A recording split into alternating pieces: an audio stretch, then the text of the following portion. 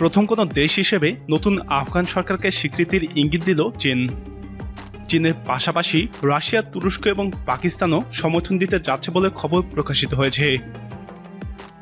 আফগানিস্তানের নতুন প্রশাসনের সঙ্গে গভীর বন্ধুত্বপূর্ণ সম্পর্কের জন্য প্রস্তুত চীন।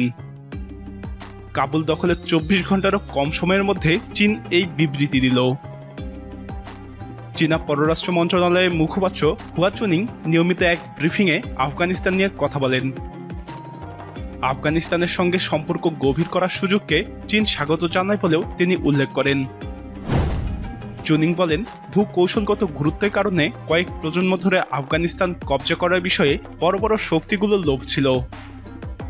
তিনি জানান, বর্তমান আফগান প্রশাসন বারবার চীনের সঙ্গে সম্পর্ক তৈরির আশা ব্যক্ত করে এসেছে। পাশাপাশি তারা আফগানিস্তান পুনর্গঠন এবং উন্নয়নে চীনের অংশগ্রহণ প্রত্যাশা করে। চীনা মুখপাত্র আরও বলেন, এগুলোকে আমরা স্বাগত জানাই।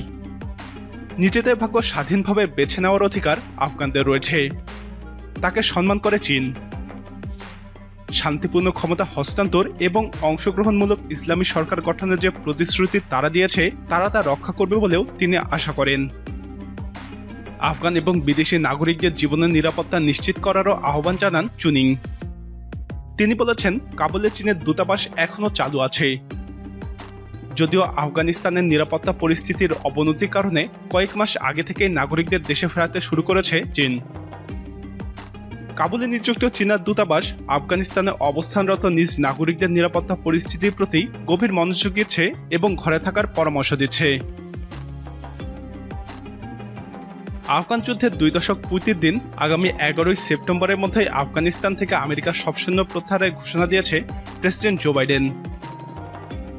সৈন্য প্রত্যাহার শেষ হওয়ার আগেই ঝটিকা অভিযানের মুখে আমেরিকা সমর্থিত সরকারের পতনে হতবাক হয়েছে গোটা বিশ্ব।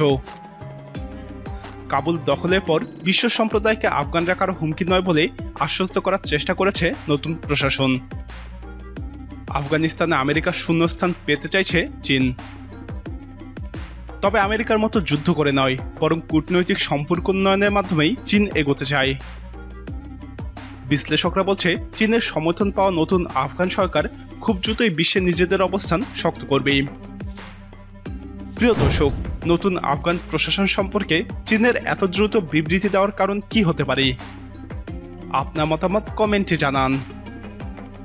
নিয়মিত এরকম আপডেট পেতে আমাদের চ্যানেলটি সাবস্ক্রাইব করে আমাদের সাথেই থাকুন।